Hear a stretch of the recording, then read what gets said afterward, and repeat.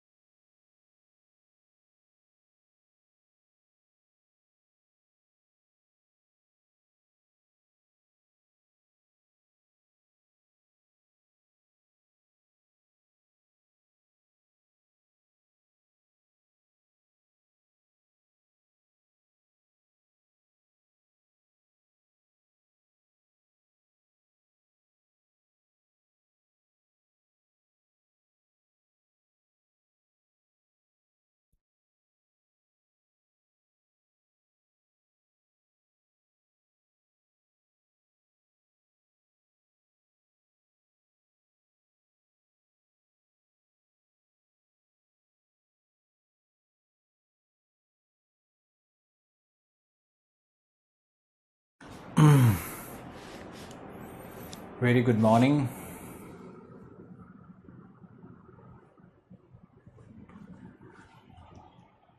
आप लोगों से कुछ बात भी करनी है मुझे, और बहुत सीरियस बात करनी है। बहुत सारे स्टूडेंट्स जो हिंदी माध्यम के हैं, उन्होंने इतने कॉल्स और एसएमएस, ऐसा लग रहा है जैसे इन्होंने तूफान उठा दिया है कि आईआर में शरद त्रिपाठी क्यों नहीं पढ़ा रहे हैं, जबकि शरद त्रिपाठी का नाम आया था। तुम तो सोच रहे हो नाम आया था, उनको तो पैसा भी पे किया गया है। लेकिन कोई व्यक्ति अगर फोन ही न उठाए, कोई व्यक्ति जवाब ही न दे, कोई व्यक्ति बहाने बनाते रहे, कभी लखनऊ है, कभी यहाँ है, कभी वहाँ है, और वो भी 6 महीने से, क्या करूं मैं? जाकर के उसका पैर पकड़ूं? पैसा तो ले लिया, ना हमारे स्टाफ्स का फोन उठा रहे हैं, ना हमारा फोन उठा रहे हैं, ना एसएमएस का जवाब दे रहे हैं। क्या करूं मैं? लेकिन जिस तरह से हिंदी माध्यम के बहुत सारे लोगों ने इस मुद्दे को उठा करके इतने कॉल्स और शिकायतें दर्ज कर दी, तो अब मेरा कोई मन नहीं है कि हम इस तरह का कोर्स कभी भी करें। और आप लोगों की शिकायत और आप लोगों के हंगामा के कारण करियर विल और राकेश जी, सब लोग को इतनी परेशानी हुई है। जो भी, मतलब राकेश जी का मतलब कैरियर विल में जो लोग मैनेजमेंट देखते हैं या जो काउंसलर्स हैं, मुझे ही इतनी परेशानी हुई है। हालांकि बहुत सारे छात्रों ने निवेदन के रूप में लिखा है, बहुत सारे छात्रों ने बहुत बड़े बड़े प्रश्न, इतना हंगामा कर दिया तुम लोगों ने। मैं क्या करूं मेरे भाई? शरद त्रिपाठी का पैर पकड़ लूं? पैसा तो दे ही दिया। अगर इस तरह के इंसान, हमारे 16 टीचर की टीम बनी हिंदी माध्यम में, मैंने आप लोगों को पीटी का अलग से कोर्स दे दिया, अलग से टीचर्स आए, अलग से पेमेंट्स गया उनका। कोरोना हो गया, पीडीएफ कैसे बनाएं? पीडीएफ नहीं मिल रहा है, इस बात के लिए कितने हिंदी के छात्रों ने कितनी बदतमीजियां कर दी। रात को 11 बजे मुझे फोन कर करके और बदतमीजी से बात करना। मेरे ऊपर एलिगेशंस लिख करके सब टेलीग्राम चैनल में कहीं भी बेकार कोर्स था, ये था, वो था, सबने लिखा है, बहुत लिखा है। क्या बोलूं, मैं व्यथित हूं। आईआर जैसे छोटे टॉपिक को करंट अफेयर का टीचर ही अगर पढ़ा रहा है तो तुम लोगों ने हंगामा कर दिया। जाके अपना सर कलम करके शरद त्रिपाठी के घर रखा हूं। लोगों को शर्म तो है नहीं कि पैसा लेकर के और किस तरह का व्यवहार करते हैं। और भी टीचर, हमारे 16 टीचर हिंदी माध्यम में मैंने पैनल बनाया था, उसमें से एक और टीचर है जिसका नाम नहीं लेना चाहेंगे। वो तो अपने आप को चीफ सेक्रेटरी ही समझता है। वो लोग, जिन लोगों को मैंने कभी बहुत हृदय से, दिल से छोटा भाई समझ करके जिनको मैंने मदद की थी, अपने ऑप्शनल के 800 के बड़े बड़े बैच में जिनको मैंने कुछ क्लासेस दे दिए थे कि लोग इसको भी जाने, वो लोग भी पैसा लेकर के मुझे गाली दे रहे हैं।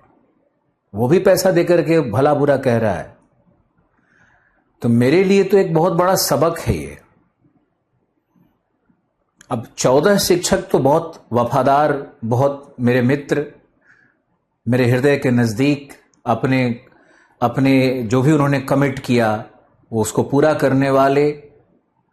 मंजेश सर ने कमिटमेंट पूरा किया, आशीर्वाद सर ने पूरा किया, रजनीश राज सर ने पूरा किया, अभी तक लगे हुए हैं आपके लिए। हम पूरा कर रहे हैं। अरे यार, तुम लोग 10,000 रुपया, 12,000 रुपया जो दिए हो ना, वो उसमें भी 18% टैक्स है। अगर 100 रुपया करियर व्हील में आया होगा तो 18 रुपया टैक्स होता है उसका। और इतना पीडीएफ मटेरियल बनाना, इतना मटेरियल डेवलपमेंट करना, एक फैक्ट्री की तरह काम कर रहा था पूरा सिस्टम पिछले इतने महीनों से। और तुम लोगों ने एक आईआर के क्लास के लिए मुझे भी भला बुरा कहा, मेरे ऊपर भी आक्षेप लगाया कि पैसा कमाता है, कैरियर व्हील में ऐसा हो रहा है, वैसा हो रहा है, हंगामा कर दिया, कैरियर व्हील की भी इज्जत ले ली। अब ये सब नहीं चाहिए भाई, ये सब नहीं चाहिए। सब किया गया सब गुड़ गोबर कर देता है। ये आंदोलनकारी टाइप 2 कौड़ी का जो स्टूडेंट सब आता है छोटे कोर्स में, हम जानते हैं कि इसमें 90% लोग बहुत मासूम, बहुत अच्छे, मुझे बहुत मानने वाले, मेरे लिए बहुत अच्छे शब्द कहने वाले 90% लोग हैं। हम ये मानते हैं। करियर व्हील को अच्छा कहने वाले, करियर व्हील के प्रयास को अच्छा कहने वाले। जो वास्तविक स्थिति है उसका ज्ञान तो मुझे ही है ना, कि इसमें करियर व्हील ने कितना कमाया और किसको क्या लाभ हुआ। अरे अगर हमको पैसा कमाना होगा तो आज अपने आप को अनअकैडमी में और बायजूस में करोड़ों में बेच देंगे। अब तो तुम लोग मजबूर कर दिए हो। तुम लोगों ने लिखा है, इंग्लिश मीडियम के लोगों ने भी लिखा है कि ये सिर्फ पैसा कमाने वाले लोग हैं, पैसा कमाने के चक्कर में ये सब काम करते हैं। शर्म नहीं आती है लोगों को लिखने के पहले? 8 और 10,000 और 12,000 रुपया देने वाला दूसरे पे आक्षेप लगाता है। इतना तो हम अपने जीएस के कोर्स का न लें। हमारा जीएस का अपना इंडिविजुअल ज्योग्राफी का कोर्स होगा ना, उसका भी कीमत 20,000 रुपया होगा। सिर्फ जीएस ज्योग्राफी की बात कर रहे हैं। और इंग्लिश मीडियम में हमारा फी 50,000 है। घटिया घटिया लोग घटिया घटिया इंस्टीट्यूट का व्यापार कर रहे हैं। करोड़ों अरबों का डॉलर कमा रहे हैं, फाइनेंस ले रहे हैं, व्यवसाय कर रहे हैं। हम लोग तो हृदय से कुछ काम करने की कोशिश किए, खून जलाए तुम्हारे आगे। मैपिंग का क्लास 30-30 दिन तक चलते रहा, काउंसलिंग किया, तुम्हारा जीवन के विषय में कुछ बात किया, समझाने की कोशिश किया, हिम्मत दिया, मोटिवेट किया। कलेजा थक गया यार। आत्मा टूटती होगी हम लोगों की भी बैठ करके अकेले में कभी, लेकिन तुम्हारे इतने गंवार लोग जुटे इस प्लेटफॉर्म पे। अरे हमारी आलोचना करो, कोई बात नहीं है। लोग लिख रहे हैं कि करियर विल पे ऐसा हो गया। क्यों बदनाम कर रहे हो करियर विल को? मुझे करो ना, मुझे गाली दो, मुझे दुख होता है। आज भी जो कोर्स हमने प्रॉमिस किया था, फाइनेंशियल घाटा हो गया, कोई बात नहीं है। इंग्लिश में, हिंदी में पूरे कोर्स को पूरा करने के लिए कमिटेड हैं। ये हमारी ईमानदारी होगी, ये करियर विल की भी ईमानदारी है। और हम किसी की झूठी तारीफ नहीं करते, पूरा यूपीएससी का बाजार जानता है। I can call an spade an spade. मुझे किसी से डर नहीं लगता है और मुझे मालूम है किसको क्या है। तो जो अच्छे लोग हैं इस प्रोफेशन में, उनके लिए दो अच्छा शब्द हम कहेंगे। लेकिन जिन्होंने गंदगी फैलाई है, जिन्होंने बहुत दिल दुखाया है, जो आवेशित हो जाते हैं, जो नेतागिरी शुरू कर देते हैं, जो सब कुछ अच्छा किए जाने के बाद भी भर्त्सना करते हैं, आलोचना करते हैं, किसी के नाम को खराब करते हैं। नाम क्या खराब होगा? नाम कभी खराब नहीं होगा। आलोचना से नाम फैलता ही फैलता है।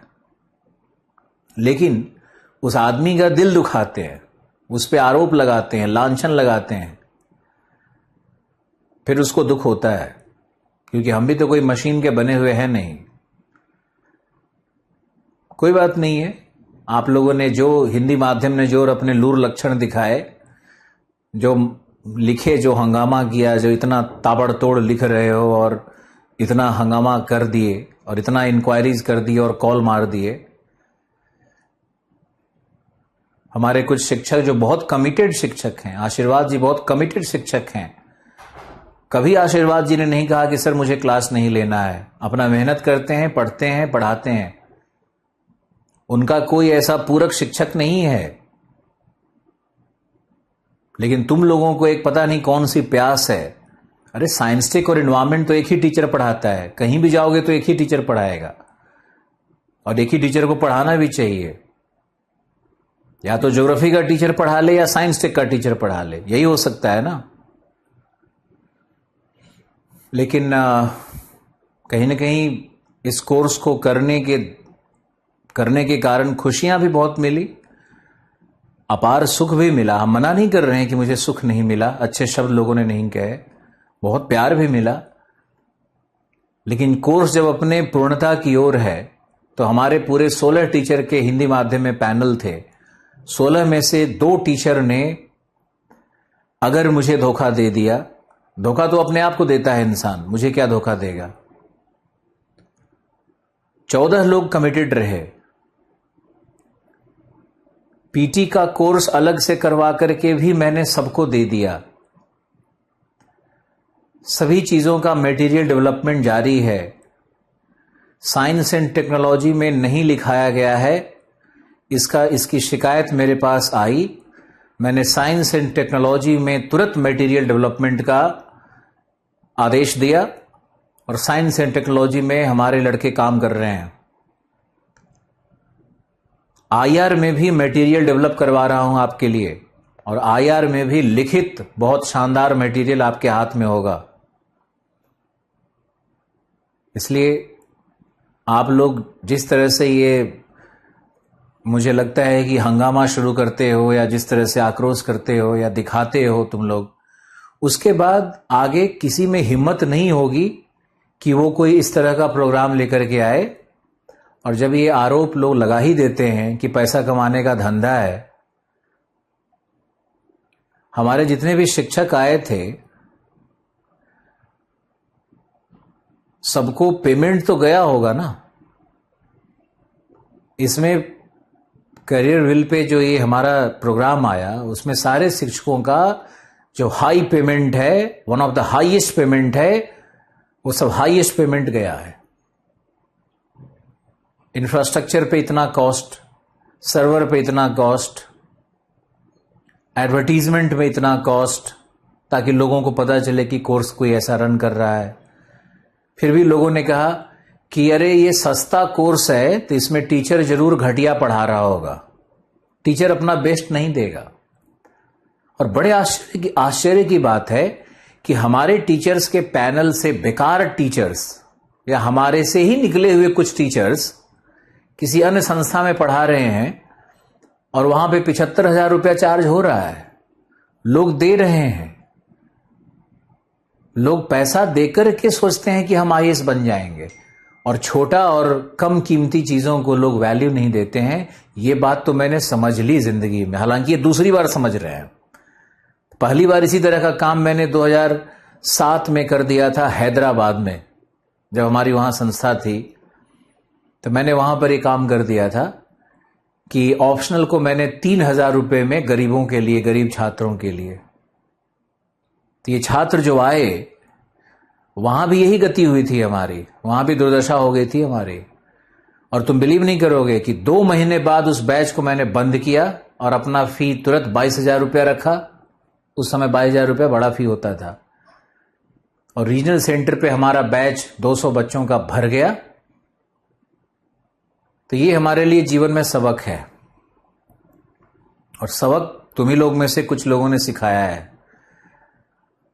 14 शिक्षक, इतनी बड़ी टीम इतने महीनों काम करती है, और एक टीचर जो कोई बहुत फेमस टीचर भी नहीं है, इधर उधर जहां तहां घंटे घंटे प्रति घंटे पढ़ाने वाले लोग 1-2 नहीं आए, या एक सिर्फ नहीं आया, तो उसके लिए तुम लोगों ने हंगामा खड़ा कर दिया।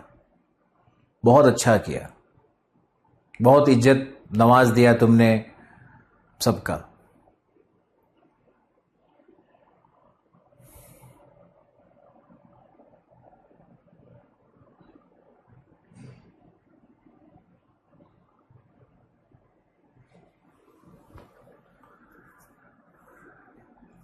चैरिटी बंद, ये सब काम बंद। अगला कोर्स आएगा तो 75,000 रुपए का आएगा, नहीं तो नहीं आएगा। क्योंकि मुझे लगता है कि 500,000 छात्र ही रहे, 500 ही छात्र रहे, लेकिन वो छात्र रहें जो पैसा देने के बाद उनको हर चीज का वैल्यू नजर आए। इस कोर्स में क्या हुआ कि बहुत सारे ऐसे लोग आ गए जिनके पास पैसा तो था, लेकिन कम पैसा दे करके ऐसे ही आ गए जज करने के लिए कि क्या हो रहा है नहीं हो रहा है, चलो देखते हैं। कोई बात नहीं है। मैंने अपने पिछले 3-4 दिन जो मैंने देखा एसएमएस का बाढ़ आते हुए, बहुत लोगों ने बहुत रिक्वेस्ट के फॉर्म में लिखा है। इंग्लिश मीडियम में करंट अफेयर के लिए मैंने चोखालिंगम सर का नाम डाला था। चोखालिंगम सर से बात भी हुई थी, लेकिन जब हमारी उनसे अंतरंग बातें होने लगी तो मैंने देखा कि वो अब पढ़ाना लगभग छोड़ चुके हैं, और वो पढ़ाना छोड़ चुके हैं, उनका बहुत इंटरेस्ट नहीं है। बार बार उनका कहना है कि मुझे 10 दिन पहले इन्फॉर्म करिए तो मैं पढ़ करके आऊँगा। तो मुझे लगा कि करंट में जो व्यक्ति लगातार रेगुलर मेहनत कर रहा है, रेगुलर फ्लो में है, उसी को क्लास लेनी चाहिए। तो इंग्लिश माध्यम में भी मैंने अपने स्टूडेंट जो कि बहुत अच्छा टीचर भी है, अंबुज को लगा दिया। बहुत अच्छा परफॉर्म किया। इंग्लिश वालों ने कोई शिकायत नहीं की, कोई शिकायत नहीं आया। इंग्लिश मीडियम के छात्रों का कोई हंगामा नहीं हुआ। हालांकि उसमें कुछ थे, कुछ न कुछ तो बदतमीज लोग थे ही। कुछ लोगों ने तो उल्टा पुल्टा लिखा है। तो ये देश बदल रहा है, यहाँ की युवा पीढ़ियां बदल रही है, सब उत्तेजित है, उद्वेलित है। वो ट्रैंक्विलिटी, वो हमारा शिष्टाचार, वो हमारी आस्था, ये सब चीज़ें धीरे धीरे सोसाइटी से ख़त्म होती जा रही हैं। इसके हम गवाह हैं, क्योंकि हमने तो 2010 के पहले का भी जनरेशन देखा है, 10 से 15 का जनरेशन देखा, अब ये 2020 के बाद का जनरेशन देख रहे हैं। तो मुझे तो बहुत अंतर नज़र आता है। और इस तरह से तो खैर कभी भी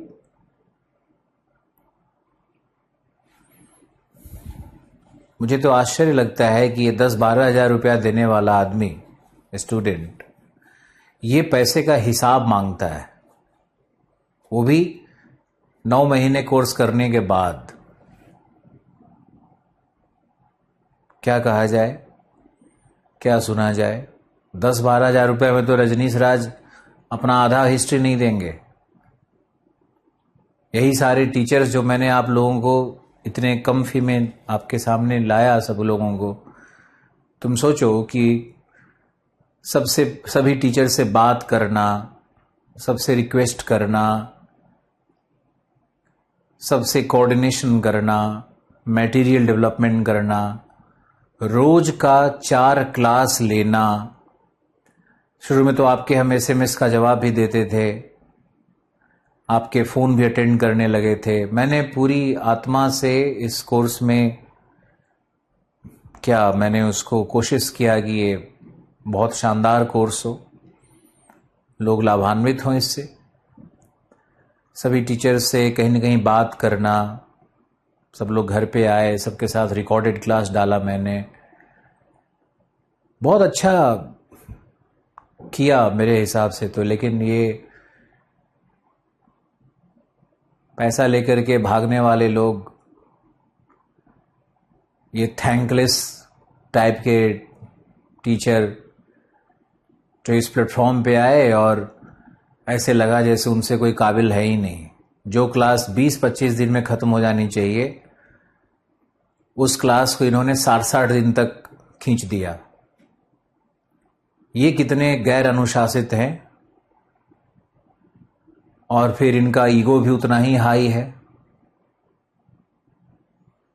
इनका तेवर उतना ही हाई है। किस बात का है कुछ समझ में नहीं आता है। इन लोगों का धंधा यही है, कभी उसको ठगिए, कभी उसको ठगिए, कभी उससे पैसा निकलवाइए, कभी उसके पास जाइए, कभी इधर घंटा में पढ़ा दीजिए, कभी उधर 2 घंटा पढ़ा दीजिए। मुझे आइडिया नहीं था कि कुछ लोग ऐसे भी हो सकते हैं, हालांकि ऐसे लोगों का परसेंटेज बहुत कम है।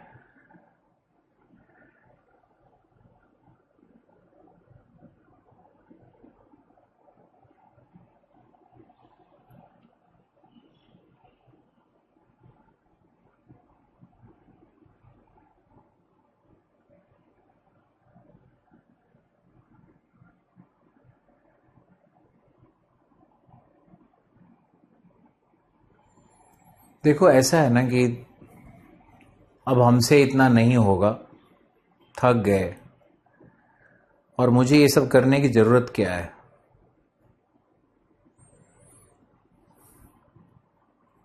क्या तो अगर करोड़ों कमाने का शौक है तो हम अपने आप को बायजूस, अनअकैडमी कहीं भी बेच देंगे।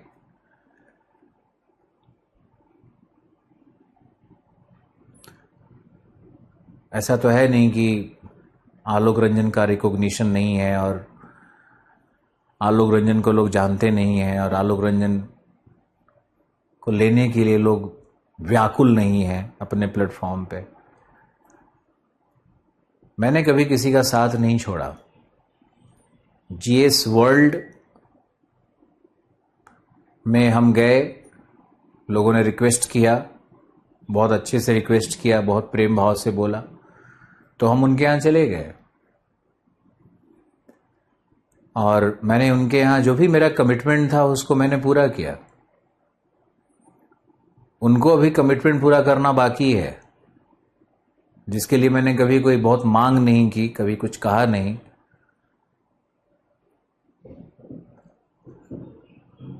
और मुझे ऑफर, जिस वर्ल्ड में हम थे तो मुझे ऑफर बहुत सारे आते रहते थे बीच में। हर तरफ तो लोग पैसा लेकर के, कोई इधर कोई उधर, कभी इधर, कई लोग जो बाजार में इन्वेस्टर्स आ जाते हैं, बाजार में कई लोग आ जाते हैं, संस्थाएं अपने आप को बड़ा करना चाहती हैं।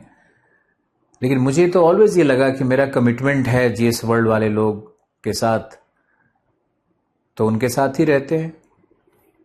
क्या आवश्यक है कि कहीं चले जाएंगे? अरे कहीं चले गए तो क्या हो जाएगा कुछ। लेकिन इसका कोई निष्कर्ष नहीं आता है। गालियां मुझे उतनी ही भयानक पड़ी, धोखा मुझे उतना ही मिला। लेकिन वही है, लाइफ एक लर्निंग प्रोसेस है। और हम ये बिल्कुल नहीं कह रहे हैं कि आप में से 90% लोगों ने मुझे बहुत प्यार और सम्मान दिया, और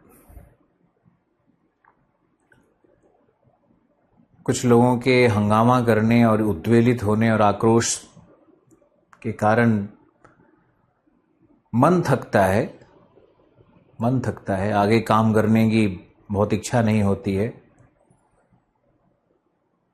मैंने तो अपने जीवन में अपने आप को बड़ा करने के लिए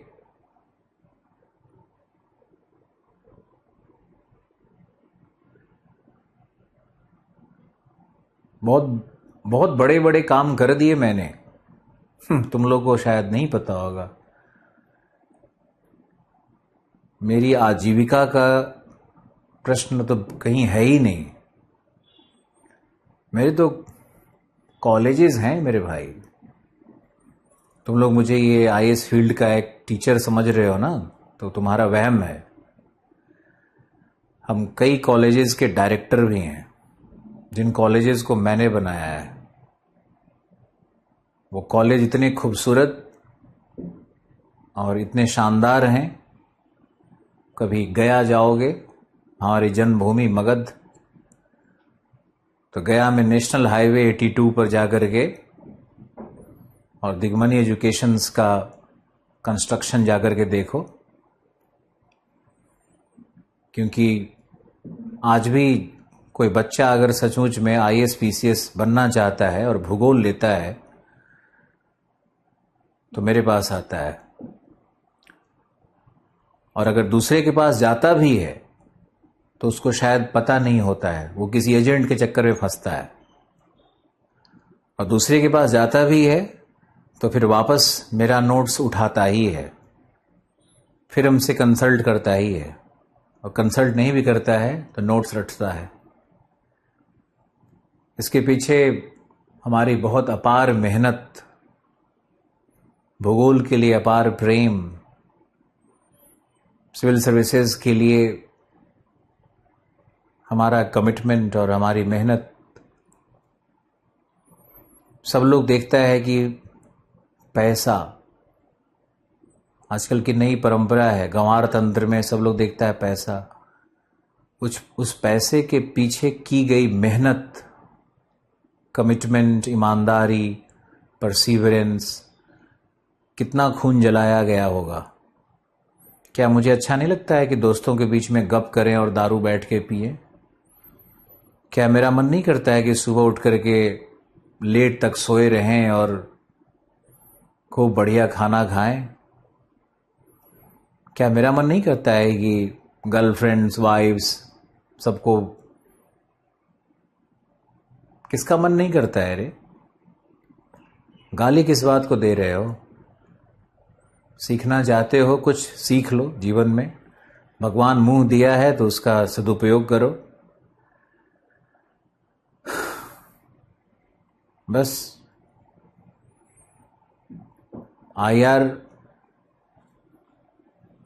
वही पढ़ाएगा जिसको करंट अफेयर का ज्ञान हो। आईआर वो नहीं पढ़ाएगा जिसको पॉलिटी का ज्ञान हो। आईआर बहुत ही डायनामिक सब्जेक्ट होता है, और आईआर वही पढ़ा सकता है जो रोज न्यूज़पेपर, मैगजीन्स का विश्लेषण करे बैठ करके उसमें से पॉइंट्स निकाले। तो मैंने तो बहुत सोच समझ करके आपके हित में ऐसा निर्णय लिया। आप लोगों को पसंद नहीं आया तो आपके पसंद ना आने से क्या ही फर्क पड़ता है। जो अच्छे स्टूडेंट हैं वो लाभान्वित हैं।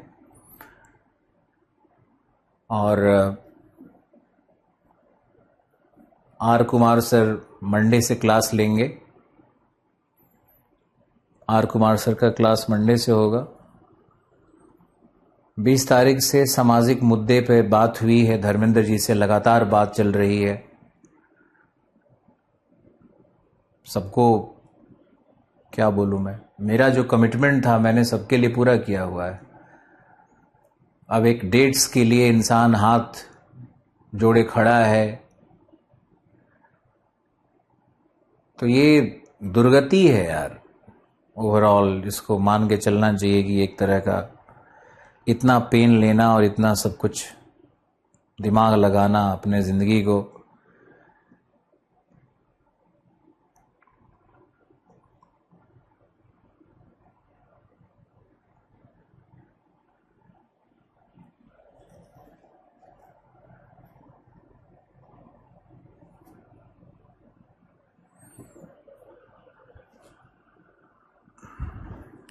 चलो ओके।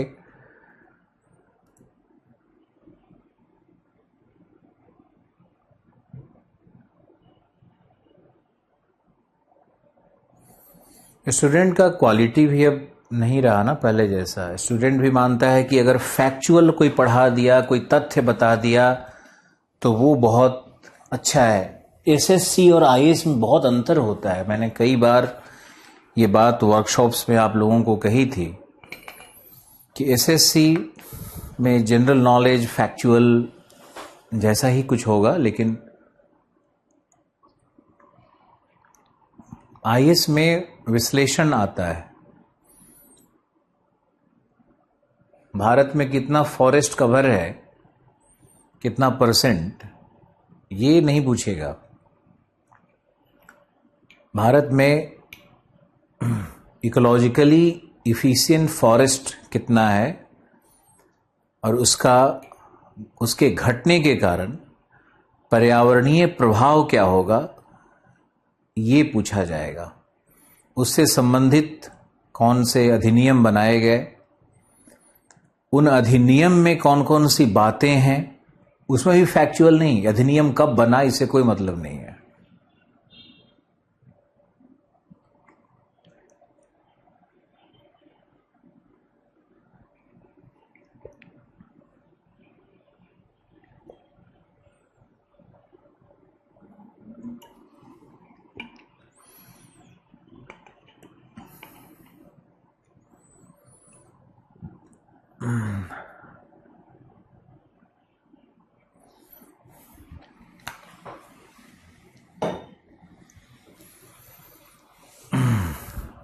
अगर बैच फ्रेश आएगा तो अब 75,000 में आएगा।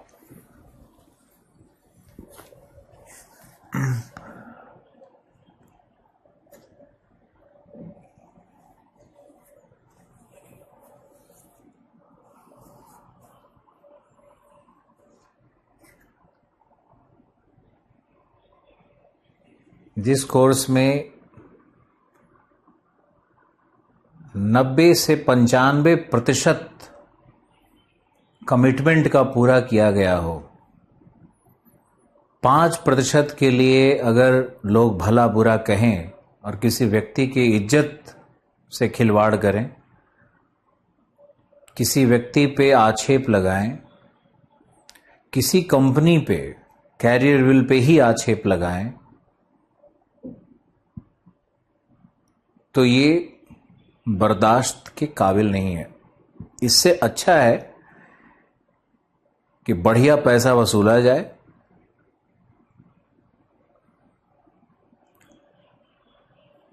तब भी कमिटमेंट का 90% ही पूरा होगा। ये भी तुम जान लो। कोई भी व्यक्ति 100% तो इस दुनिया में होता नहीं है, लेकिन 5% कमिटमेंट से अगर अलग कुछ हुआ या 5-10% कुछ अलग हुआ, उसके लिए इतना कुछ करना और ये सब करना कितना उचित था आप लोगों के लिए, और कितना उचित है, ये तो मेरे समझ में नहीं आया। और ऊर्जा खत्म होती है, क्योंकि जब आदमी इमोशनली चार्ज अप रहता है ना, तभी काम करता है। अगर इमोशनली वो टूटता है तो फिर उसका मन नहीं करता ये सब करने का। इसका बहुत बुरा प्रभाव पड़ता है, हेल्थ पर भी पड़ता है, मानसिक दशा पर भी पड़ता है। खैर, हम लोग चलते हैं विषय की ओर। हमने आप लोगों का कोई एसएमएस नहीं पढ़ा जानबूझ करके, क्योंकि हम ज़रूरत नहीं समझते हैं कि कोई एसएमएस पढ़ने की अब ज़रूरत है। और जो हमारा कमिटमेंट है उसको हम पूरा करते हैं। विषय पे आइए और लिखिए, उष्णकटिबंधीय चक्रवात की उत्पत्ति की भौगोलिक दशाएं।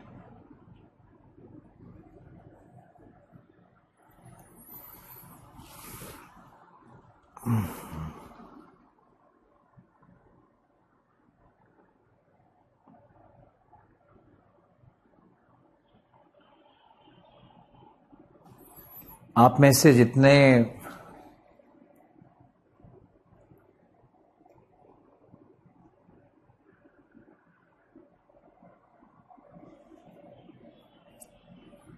लोग कमिटमेंट से पढ़ रहे हो ना, भगवान उनको कहीं न कहीं जीवन में सफल बनाए। अच्छे लोगों के लिए दिल से, हृदय से अच्छे आशीर्वचन, उद्गार निकलते हैं। और आप में से जो अच्छे हो, जो बहुत मेहनत कर रहे हो, जो बहुत कमिटेड हो, जो हम लोगों के प्रयास को समझते हो, उन लोगों के लिए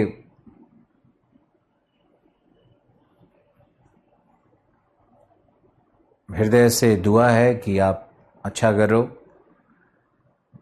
कुछ अच्छा हो जाए कभी तो मुझे याद करने की कोई ज़रूरत नहीं है।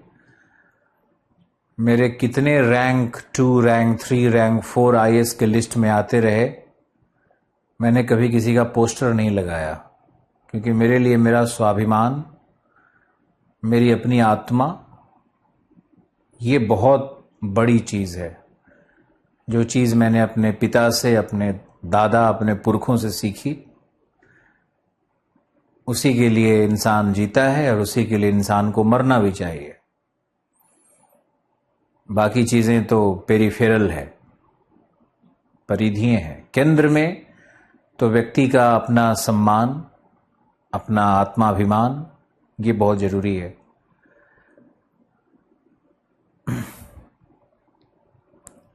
तो जो लोग बहुत अच्छा पढ़ रहे हो, वो लोग पढ़ते रहो, इस कोर्स का अद्भुत लाभ उठाओ, क्योंकि जिस व्यक्ति का हिस्ट्री, ज्योग्राफी, पॉलिटी, इकोनॉमी और साइंस टेक अगर समझ में आ गया और मजबूत है, तो ये सब जो है ना, करंट अफेयर और आईआर और सामाजिक मुद्दे, ये सब चीज़ें कुछ नहीं होती हैं। ये सब चीज़ें अखबार पढ़ने से, आज तुम आईआर और करंट पढ़ रहे हो, तुम एग्ज़ाम देने जाओगे 2 साल के बाद, तो क्या यही काम आएगा? दुख तो तब होता है जब तुम्हारे जैसे, तुम में से कुछ लोग मुझे ही अकल सिखाने लगते हैं। अरे तुम आज का आईआर और आज का करंट अफेयर क्या तुम आज के 2 साल बाद यूज करोगे?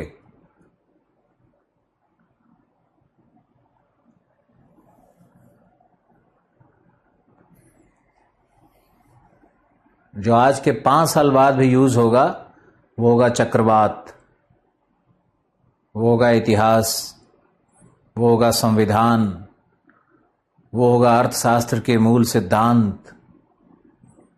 साइंस एंड टेक्नोलॉजी भी बदलता है, लेकिन मूल बातें, मूल टेक्नोलॉजी तो वही रहती हैं, थोड़ा बहुत चेंज होता है।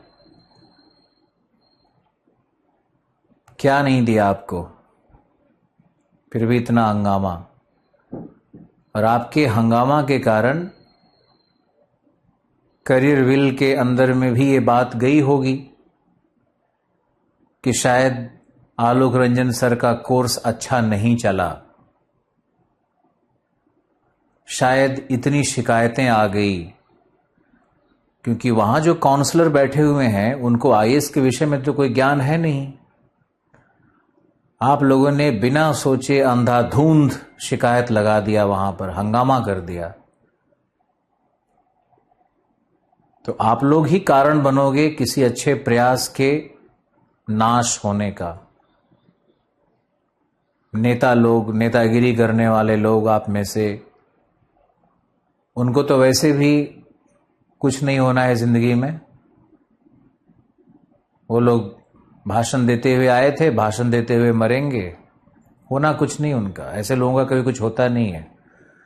हमने बड़ी बड़ी क्लासेस में देखे कि जो क्लास में लीडर था, हीरो बन रहा था, वो आज कहीं उत्तर प्रदेश के किसी छोटे शहर में ठेकेदारी नेतागिरी कर रहा है।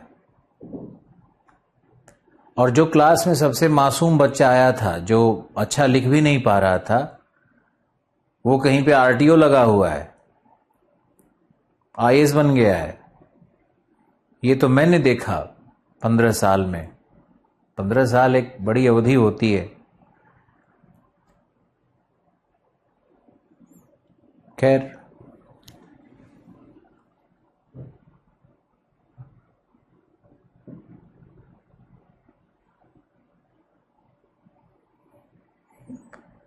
तुम कहते हो कि सभी स्टूडेंट एक जैसे नहीं होते हैं, तो मेरी बात सुनो।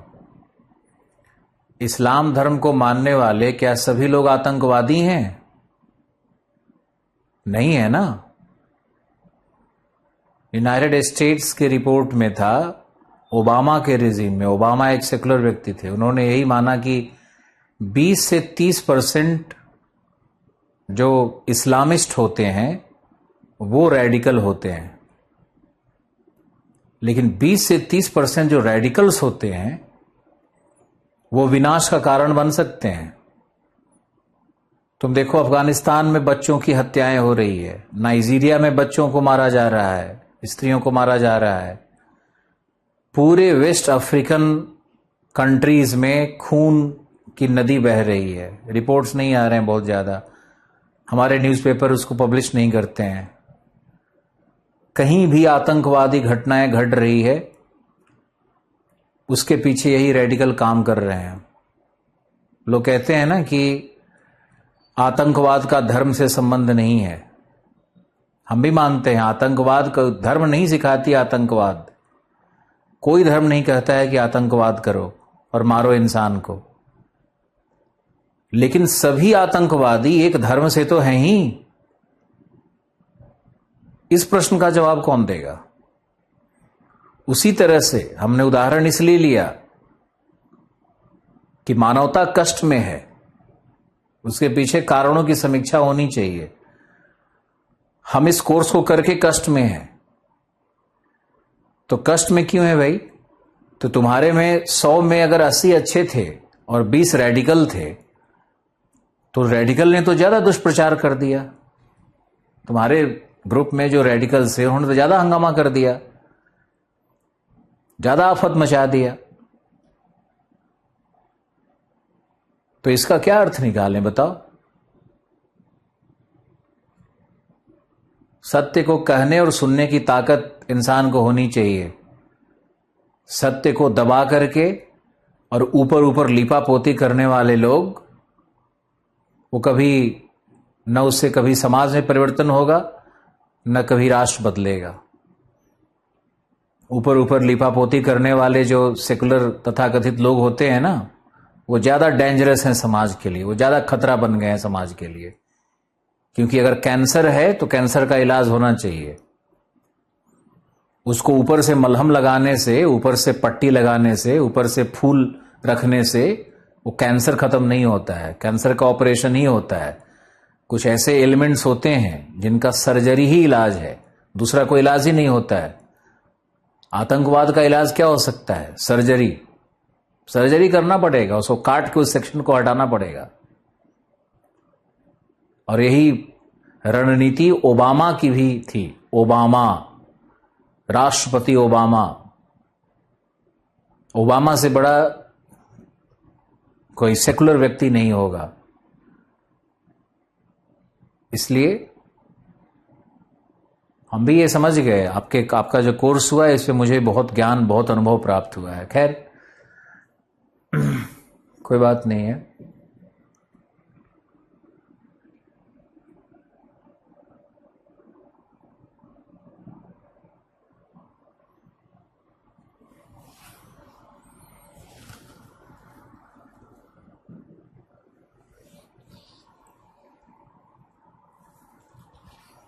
मासूम लोग ऑलवेज छटपटाते हैं। जैसे मैंने उदाहरण लिया इस्लामिस्ट लोगों का, उसमें इतने 80%, 60% लोग मासूम हैं। तो 60% जो मासूम हैं वो कितना व्यथित होते होंगे। उसी तरह से तुम लोगों में से कुछ लोगों का हाल है। जो 20% तुम्हारे में हुल्लड़ थे, गंदे लोग आए, उन लोगों के कारण जो 80% हिंदी माध्यम का हमारा स्टूडेंट मुझे अभी सुन रहा है, ये कितना व्यथित होगा। ये उदाहरण इसीलिए मैंने लिया कि जो मासूम है, जो कुछ नहीं है, अपमान और सब कुछ आंसू उसी के खेमे में आता है। रेडिकल से खेमे में थोड़ी आता है। आतंकवाद कोई और कर रहा है, हमारे पक्ष में देखोगे तो लिख और लड़ाई कोई और, कांड कोई और कर रहा है, लेकिन शर्मसार कौन हो रहा है? जो मासूम है। तो मुझे तो मासूम लोगों के लिए दर्द है मेरे मन में, बहुत प्रेम और दर्द है मेरे मन में। समाधान क्या है अगर तुम पूछोगे, तो समाधान यह है कि सिर्फ मासूम मत बने रहो। तुम अगर एक व्यक्ति को भी जानते हो कि यह व्यक्ति रेडिकल है, तो उसके रेडिकल विचार को, उसके घृणा को, तुम्हारा कार्य है उसको, उसके घृणा को खत्म करने का, उसके मन में अच्छे भाव बिठाने का। यह बात आतंकवाद में भी लागू होगी। आतंकवाद को अगर खत्म करना है तो जो तथाकथित मासूम और अच्छे लोग हैं, उनके पड़ोस में आतंकवादी है, उनके घर में एक आतंकवादी है, तो उनका यह कर्तव्य है कि उसका समर्थन न करके उसको समझाना और आधुनिक विज्ञान को समझना, आधुनिक मानववाद को समझना और उनको समझाना। मूक रहना कोई सॉल्यूशन नहीं है। उसी तरह से अगर 10-20% लड़के भी हमारे इस बैच में आफत मचाए पड़े या उन्होंने बड़ा कमेंट कर दिया और कॉल कर दिया, तो तुम्हारे में से जो 80% लड़के थे, उन्होंने कॉल करके क्यों नहीं कहा कि सर ये बहुत शानदार कोर्स है, सर हम लोग बहुत खुश हैं। आप लोग में से ही जो अच्छे थे, जो खुश थे, उन्होंने क्यों नहीं वो जो तथाकथित विद्रोही जो नेतागिरी कर रहे हैं, उनको क्यों नहीं दबाया? ये अपराध होता है। मूक दर्शक होना भी अपराध है। दिनकर ने वो कविता लिखी है ना कि जो तटस्थ था उसका भी समय अपराध निर्धारित करेगा। तो जो तटस्थ है, जो चुप है, उसका भी अपराध है, क्योंकि उन्होंने रेडिकल्स को, अपराधियों को कभी मना नहीं किया, कभी उसका काउंटर नहीं किया। और समाज में या कहीं किसी भी संदर्भ में हमारी बातों को ले सकते हो कि उस दुर्गंध को फैलने दिया। कमरे में कहीं दुर्गंध होता है तो आकर तुम स्प्रे मारते हो ना, अरे खुशबू का स्प्रे मार देते हो ना, दुर्गंध खत्म हो जाती है ना, दब जाती है ना। वैसे ही अगर 10% लोगों ने दुर्गंध फैलाया तो 90% क्या कर रहे थे? 90% लोगों को कॉल करके बोलना चाहिए कि सर हम लोग बहुत खुश हैं कोर्स से।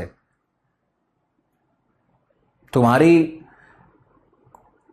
ताकत का भी तो पता चले।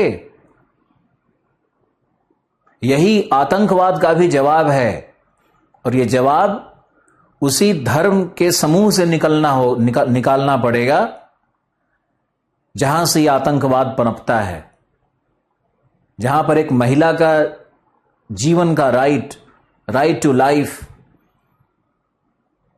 पर भी खतरा है, जहां एक मासूम बच्चे के जीवन पे भी प्रश्न चिन्ह है, जहां विज्ञान से रोकने का प्रयास है, जहां ह्यूमन फ्रीडम से रोकने का प्रयास है, जहां व्यक्तिगत स्वतंत्रता और व्यक्तिगत अधिकार का हनन हो रहा है, जहां कोई डेमोक्रेटिक वैल्यू नहीं है,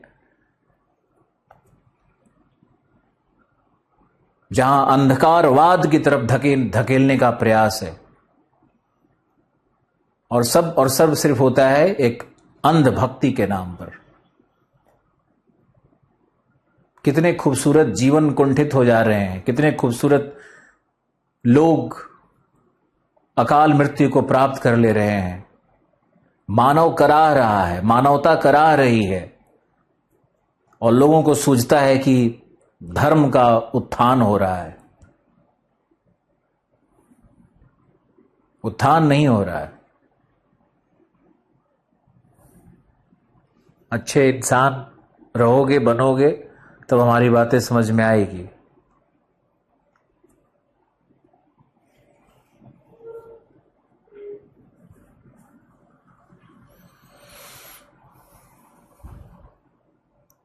और याद रखो, किसी दूसरे में दोष निकालने से अपना दोष कम नहीं होता है।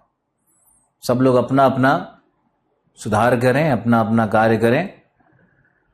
कोई भी विचारधारा के लोग हों, कोई भी धार्मिक ग्रुप हो, कोई भी, सब में कमियां हैं। हम में भी बहुत कमी है, मुझे मालूम है।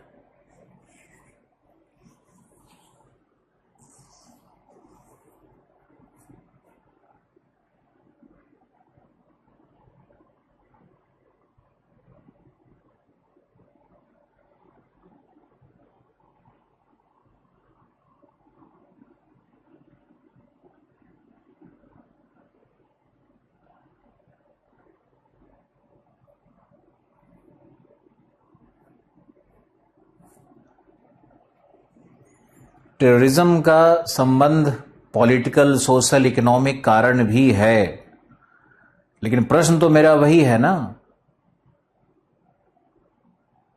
कि क्या टेररिज्म इजिप्ट में नहीं है? क्या टेररिज्म यूनाइटेड स्टेट्स में नहीं हुआ? क्या टेररिज्म की घटना लंदन में नहीं हो रही है? क्या कर्नाटका में नहीं हो रही है? क्या वो पढ़े लिखे लोग नहीं थे? इसका संबंध अंधकारवाद से है, ऑब्सक्यूरेंटिज्म से है।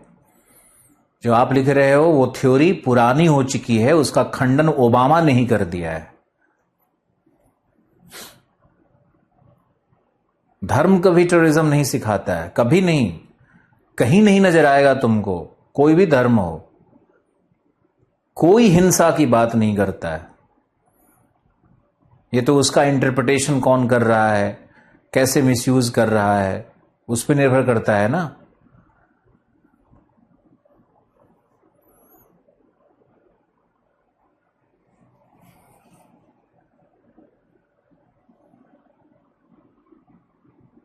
ओबामा ने क्या कहा था कि इट्स टाइम टू इंट्रोस्पेक्ट। साफ साफ ओबामा ने कहा था अपने एक लेक्चर में, तुम लोग उसको ढूंढ लेना। खैर छोड़ो, चलो आप लिखो उष्णकटिबंधीय चक्रवात की उत्पत्ति की भौगोलिक दशाएं। सबसे पहला लिखो, ये बताओ ये चक्रवात विनाशक है या नहीं?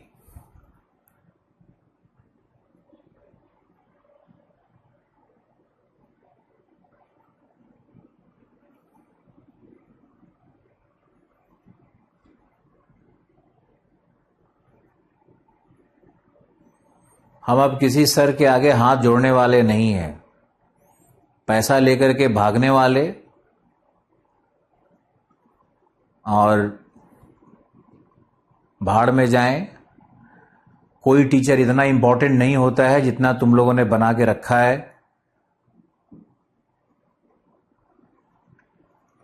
आपको पढ़ना है और जितना मुझे पढ़ाना था, पढ़वाना था, वो हम कर चुके हैं।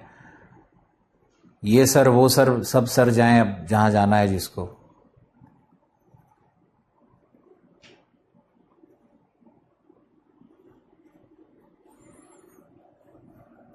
लिखो भौगोलिक दशाओं में सबसे पहला लिखो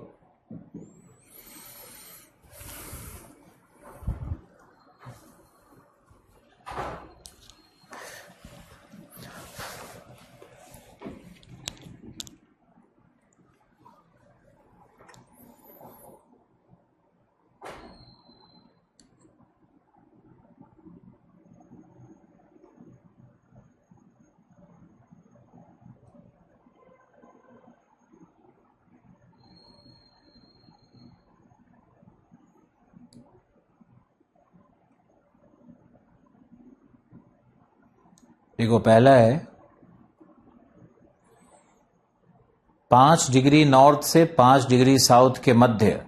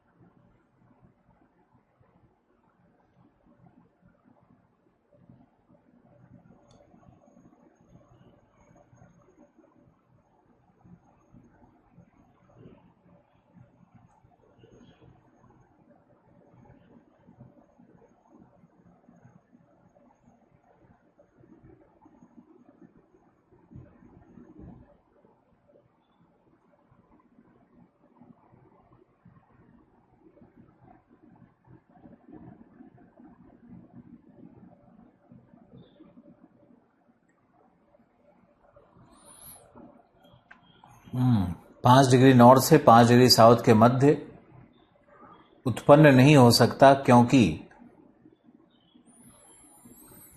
कोरियोलिस प्रभाव का एक न्यूनतम मान आवश्यक है।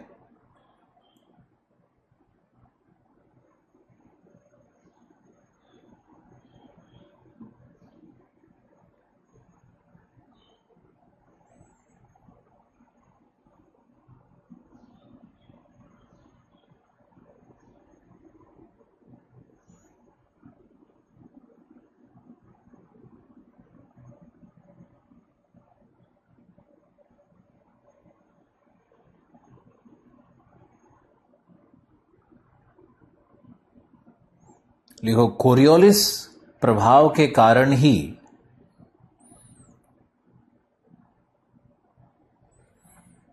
चक्रवात में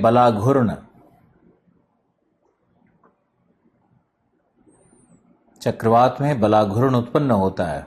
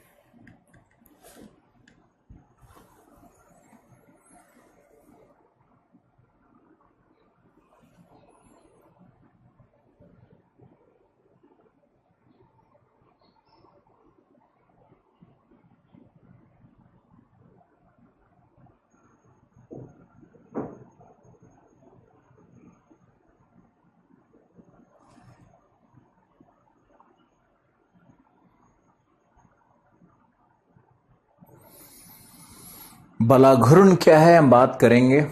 टॉर्क कहते हैं उसको। दूसरा लिखो, समुद्र के सतह का तापमान 27 डिग्री सेंटीग्रेड अथवा अधिक होना चाहिए।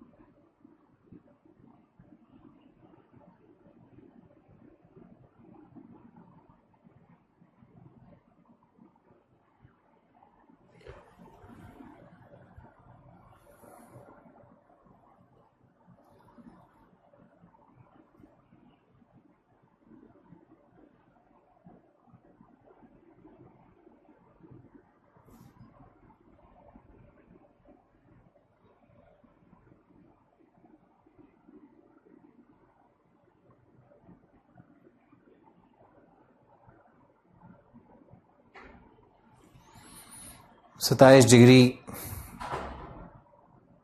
सेंटीग्रेड से अधिक होना चाहिए।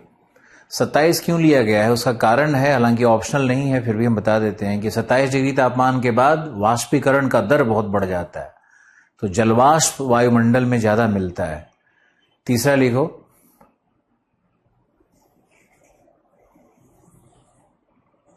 प्री एग्जिस्टिंग वोर्टेक्स, पूर्व अवस्थित गर्तिका। पूर्व अवस्थित गर्तिका जब समझाएंगे ना तब आएगा समझ में क्या लिखवा रहे थे। तो पूर्व अवस्थित गर्तिका, प्री एग्जिस्टिंग वोर्टेक्सेस। नेक्स्ट लिखो, ITCZ की उपस्थिति। ITCZ एक अभिसरण क्षेत्र है, आपको शायद याद होगा। तो ITCZ के अंदर में चक्रवातों के बनने की प्रवृत्ति होती है, क्योंकि वह एक अभिसरण क्षेत्र है। North eastern trade, south eastern trade दोनों का कन्वर्जेंस होता है। तो आपको याद रखना है कि ITCZ अगर शिफ्ट कर गई बंगाल की खाड़ी के ऊपर में या कहीं भी समुद्र के ऐसे सतह पर जहां पर तापमान 27 डिग्री से उच्च है, तो वहां पर संभावना बनती है ट्रॉपिकल साइक्लोन के बनने का। नेक्स्ट लिखो, महाद्वीपों के पश्चिमी तट पर अर्थात महासागरों के पूर्वी भाग में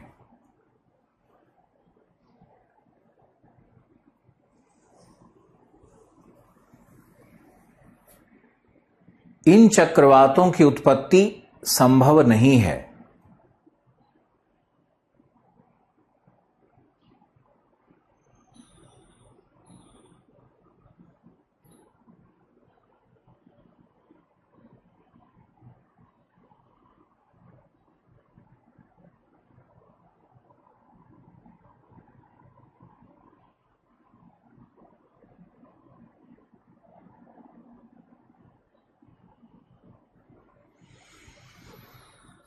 क्योंकि वहां ठंडी धाराओं का प्रभाव होता है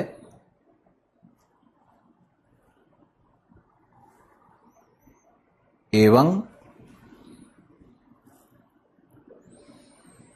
शीत जल के उद्वेलन क्षेत्र भी प्राप्त होते हैं। शीत जल के उद्वेलन क्षेत्र भी प्राप्त होते हैं।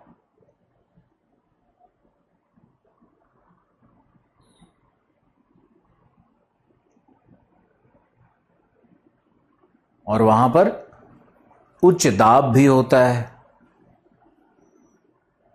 हाई प्रेशर सिस्टम भी होता है।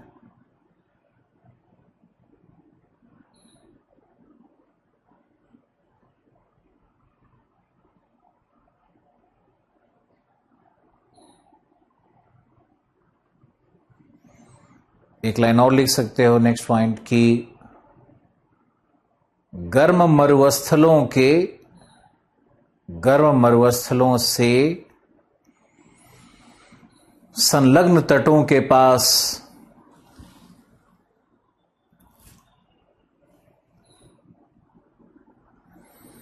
इन चक्रवातों की उत्पत्ति नहीं होती।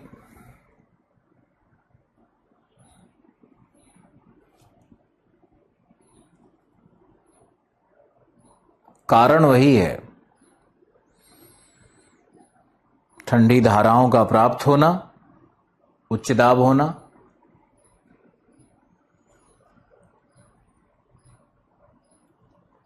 कारण वही है।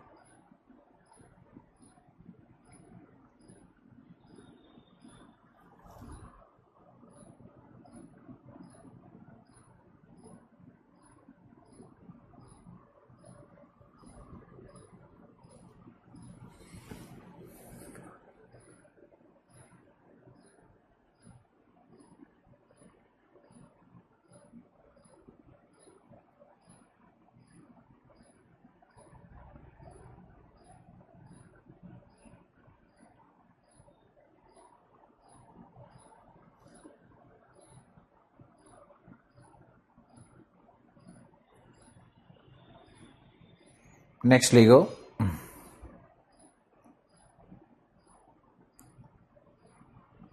वर्टिकल विंड शेयरिंग न्यूनतम होना चाहिए। लंबवत वायु कर्तन न्यूनतम होना चाहिए।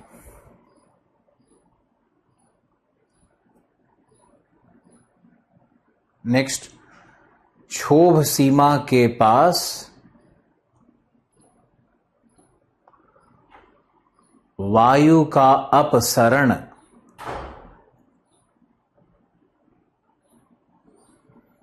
अथवा बाह्य प्रवाह, वायु का अपसरण अथवा बाह्य प्रवाह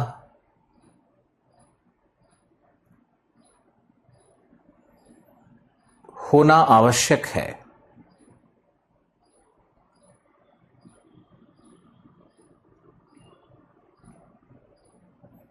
बाह्य प्रवाह होना आवश्यक है, जिससे धरातल पर निम्न दाब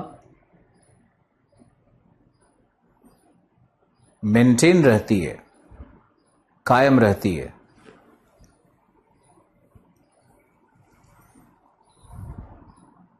समझाया जाएगा।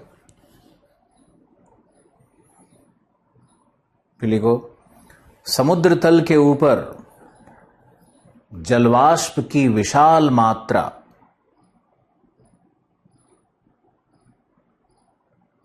आवश्यक है, क्योंकि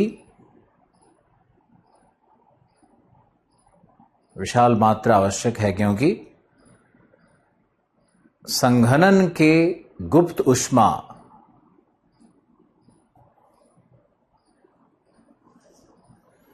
इस चक्रवात को ऊर्जा प्रदान करते हैं।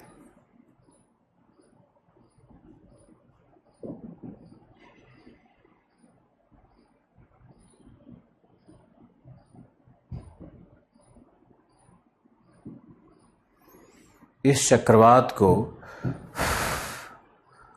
ऊर्जा प्रदान करते हैं।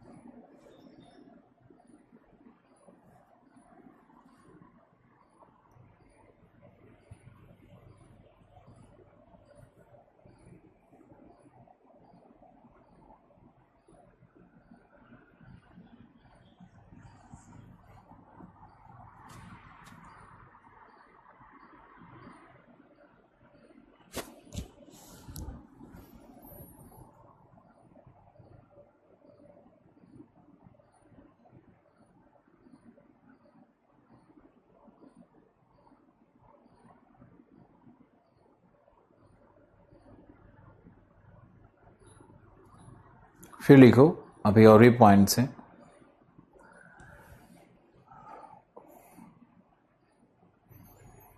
निम्न क्षोभ मंडल की सापेक्षिक आर्द्रता 90% से अधिक होनी चाहिए।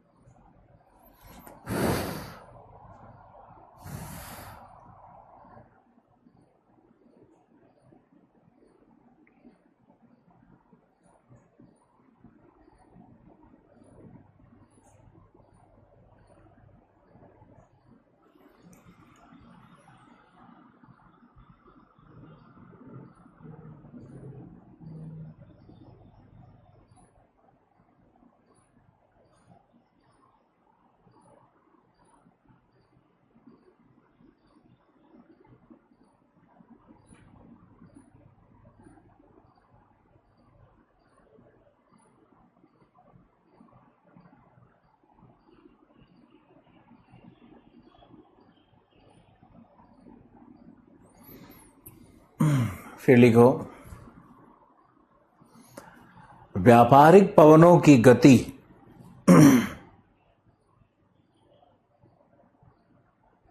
40 किलोमीटर प्रति घंटा से अधिक होनी चाहिए,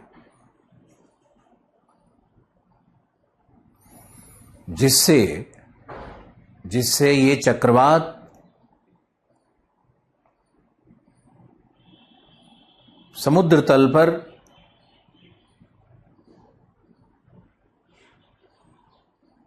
खिसकते रहें, संचरित रहें, चलते रहें।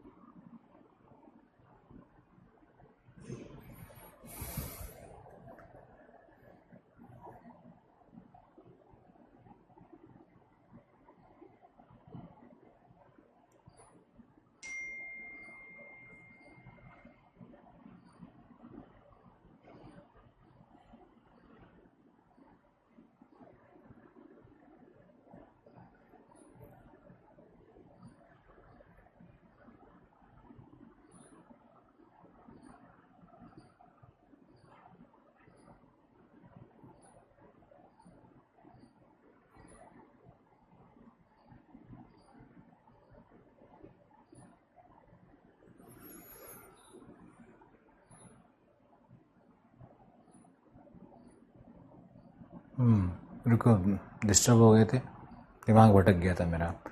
चलो, आई एम बैक। एक और लिखो, जो और मॉडर्न थ्योरीज आ रही हैं उसमें से कुछ कुछ निकाल करके आपको हम डाल देते हैं। लिखो, ग्रुप ऑफ टाइनी आइलैंड्स, छोटी द्वीपों का समूह, इन चक्रवातों के गर्तिकाओं के निर्माण,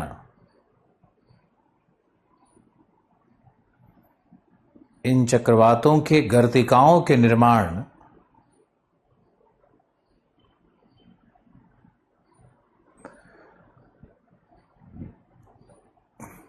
में सहायक होते हैं। जैसे Andaman Nicobar, Lakshadweep, Philippines island, Japan के द्वीप, कैरेबियन के द्वीप,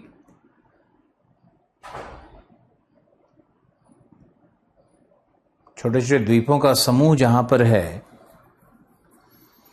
वहां पर इनकी उत्पत्ति की संभावना ज्यादा बनती है। कारण क्या है वो हम ऑप्शनल में डिटेल पढ़ाते हैं, लेकिन आपको भी कुछ समझाएंगे। नेक्स्ट लिखो, यदि थंडर स्टॉर्म्स, तड़ित झंझाओं की श्रृंखला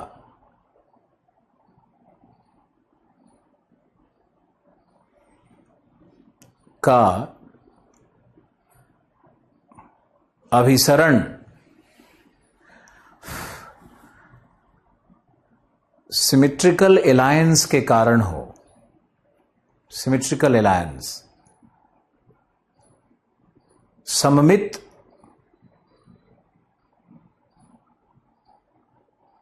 मार्ग के कारण हो, ऐसे कर लो। यानी सारी थंडर स्टॉर्म्स अगर जाके किसी एक केंद्र में, एक श्रृंखला बनकर केंद्र में जाकर के जमा होने लगे, तब भी उष्णकटिबंधीय चक्रवातों का निर्माण, उष्णकटिबंधीय चक्रवातों का निर्माण होता है।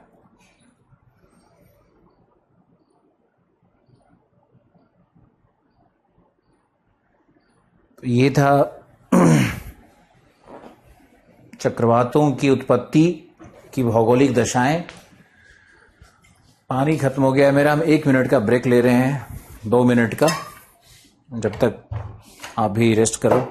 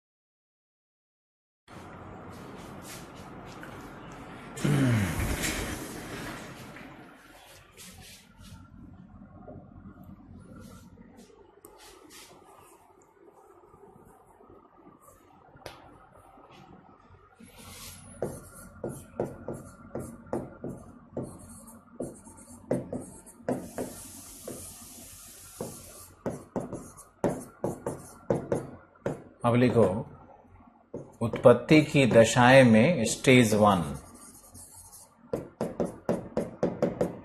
1 क्या है, कैसे ये चक्रवात बनता है, उसकी दशा को एक्सप्लेन, भौगोलिक दशा को मैंने लिखवाया, अभी एक्सप्लेन करते हैं।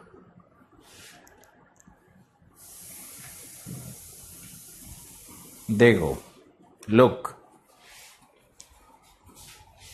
स्टेज 1,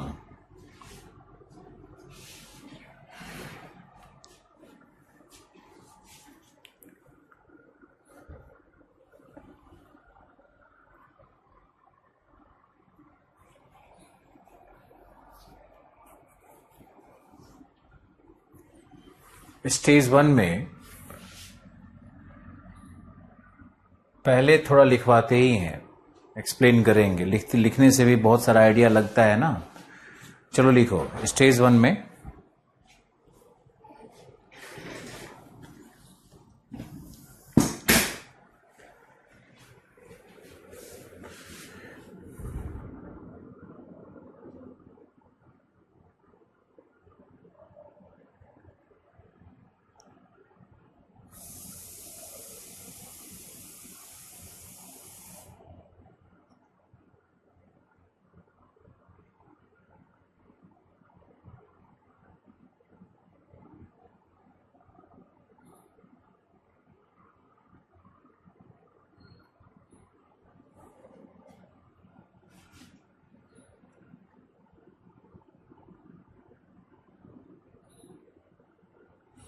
हमारा हेयर स्टाइल चेंज नहीं हो गया। चलो अब कुछ अच्छी बातें भी कर लेते हैं आज। हमारा हेयर स्टाइल चेंज नहीं हुआ है, हेयर ग्रोथ होते जा रहा है, और कोई अभी तक सैलून दिल्ली में खुला नहीं है, घर में बंद है सब लोग। इस कारण से हेयर बेचारा अपना स्टाइल खुद बना रहा है, और नहाने के बाद ही अपना स्टाइल खुद बना लेता है।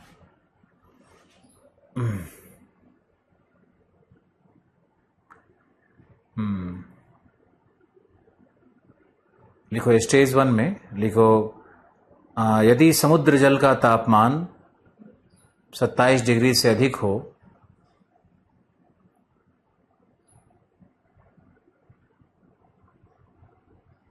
मेरा आई प्रोटेक्टर कहाँ है, ये तो हम भूल ही गए।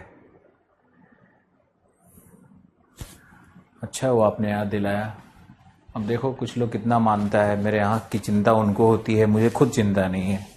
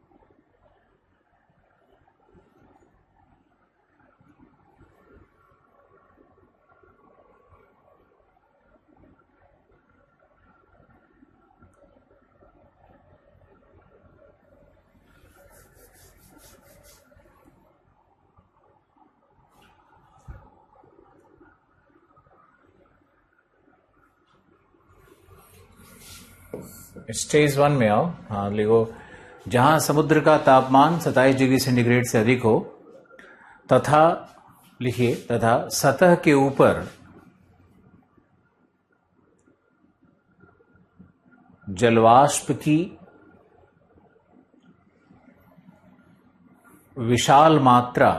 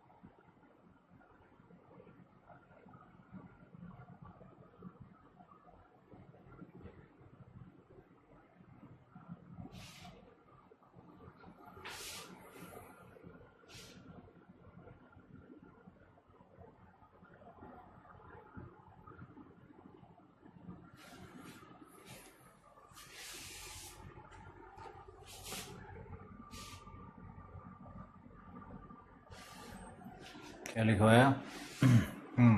जलवाष्प की मात्रा, विशाल मात्रा प्राप्त होनी चाहिए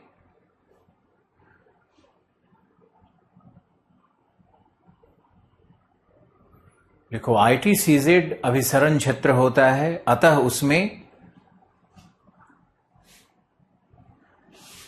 निम्न दाब केंद्र,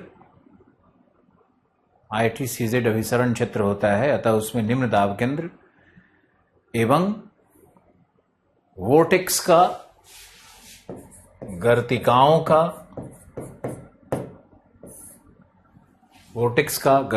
का विकास होता है।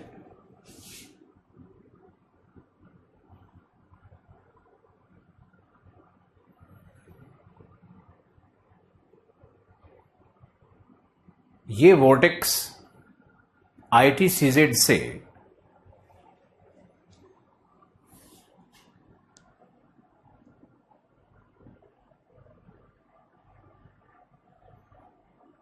ITCZ में तड़ित झंझाओं को आकर्षित करने लगती है, तड़ित झंझाओं को आकर्षित करने लगती है,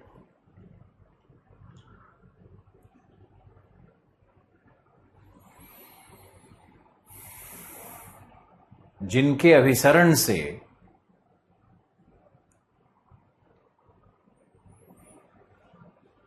शिशु चक्रवात का, इन्फेंट साइक्लोन, शिशु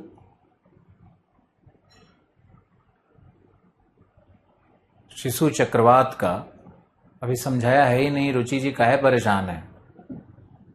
अभी से काहे प्राण दिए हुए हैं? आप तो मुझे इतना मानते हैं, थोड़ा धैर्य रखिए। आपके तो SMS इतने अच्छे आते हैं मेरे लिए, थोड़ा शांत रहिए। अभी कोई SMS नहीं करेगा, अभी लिखवा रहे हैं, बीच में डिस्टर्ब मत करिए।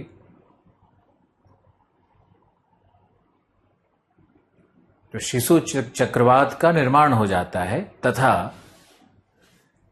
चक्रवात के केंद्र में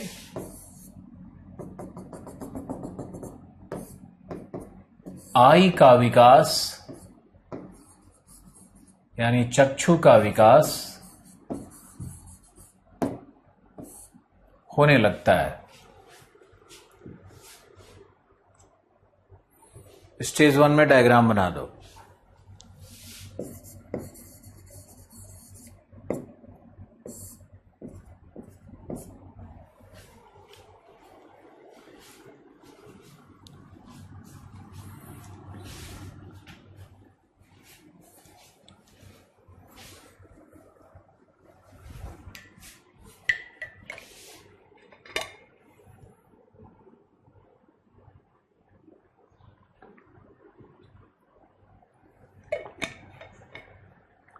ऐसा कोई बात नहीं है ऋतुराज।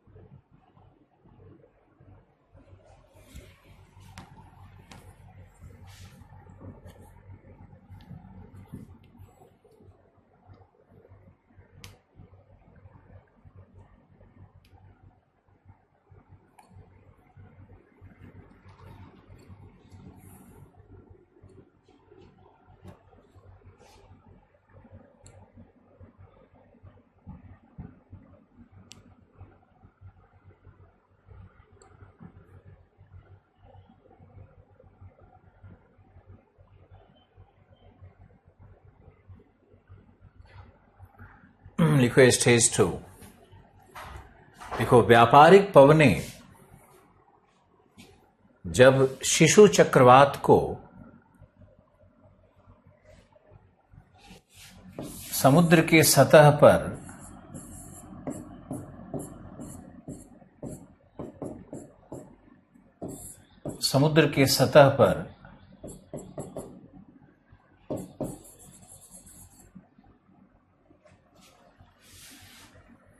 ड्राइव करती हैं, खिसकाती हैं, तब जलवाष्प ग्रहण कर इनकी आकृति में वृद्धि होने लगता है।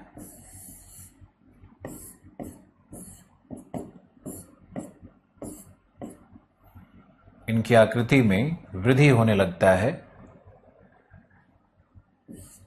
क्योंकि संवहन की गति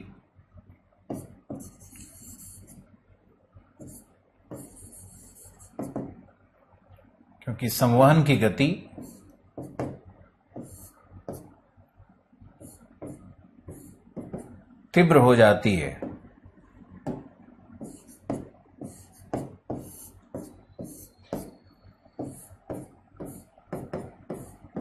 संवहन की गति तीव्र हो जाती है। कपासी वर्षक मेघ निर्मित हो जाते हैं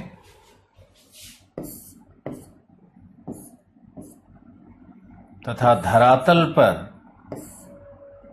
वायु का अभिसरण भी तीव्र हो जाता है।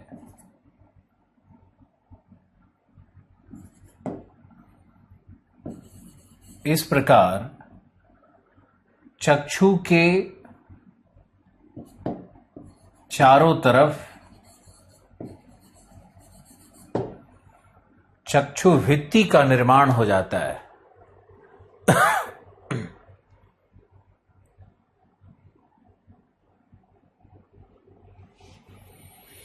आई के चारों तरफ आई वॉल का, चक्षु भित्ति का निर्माण हो जाता है।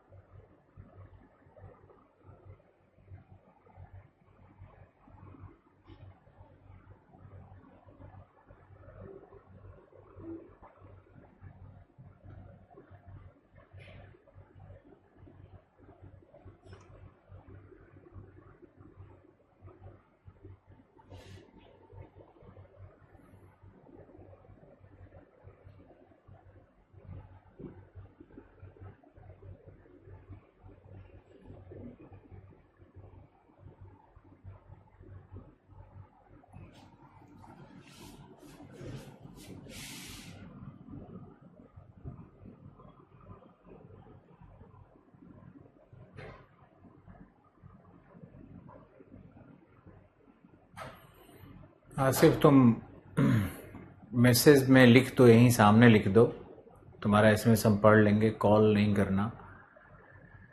थोड़े से व्यथित थके हुए हैं।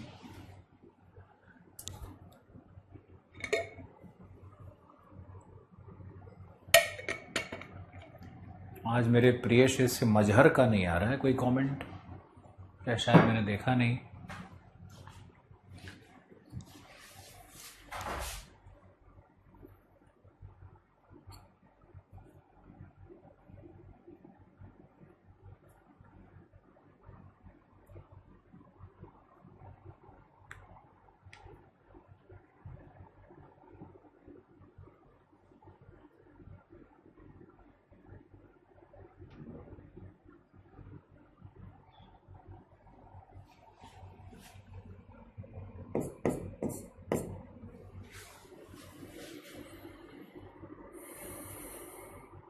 तो ये डायग्राम बनाते रहिए आप।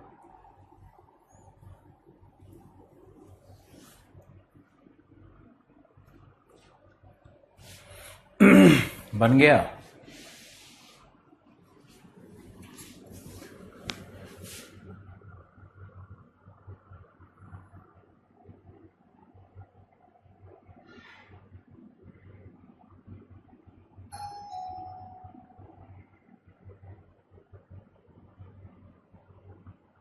नहीं नहीं, ऐसा नहीं है कि हम एक बच्चे मजहर का नाम सिर्फ याद है।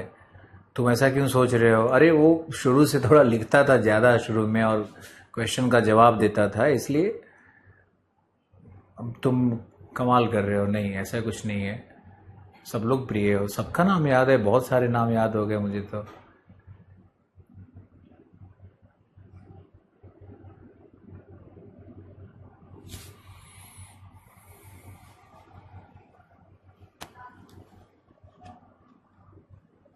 आज तक सिर्फ एक बार। अरे सब लोग प्रिय हो, सब लोग प्रिय हो, बस बस गलती हो गई हमसे, किसी का नाम ले लिया। वो थोड़ा लिखता था ज़्यादा कुछ अलग करके। तुम्हारा नाम शिवा तो लिखते ही रहता है। साइड हो गए हम शिवा। अमन,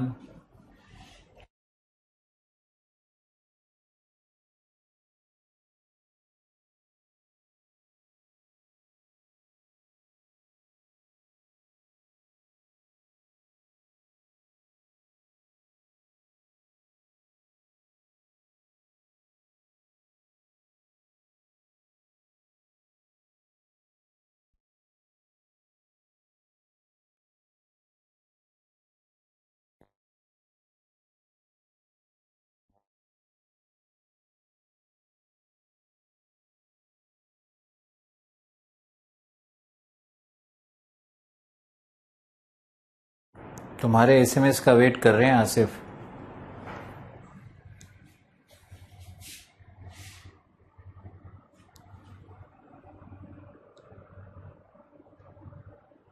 देखो, मजहर ने एक शेर लिखा है, मतलबी दुनिया है नफरतों का कहर है, यह दुनिया दिखाती शहद है पिलाती जहर है। कितना चलेगा? अमन लिख रहा है, मेरी पढ़ाई अच्छे से नहीं रही, रोने का मन कर रहा है। रो लो, अच्छा रहता है रोना।